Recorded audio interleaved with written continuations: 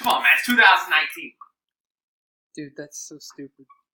And then they'll take the phones back and lock them up. That's crazy to think that how much has changed. I remember standing at those fucking payphones. Yeah, the payphone, they go, you have 30 seconds, and you have all these people yelling at you.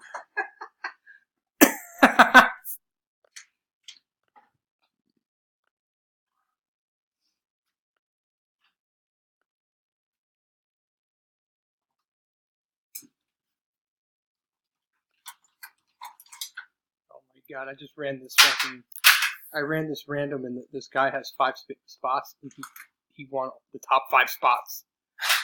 They're gonna think it's a fucking sham. I'll get it. What? Somebody won top 5? All of them?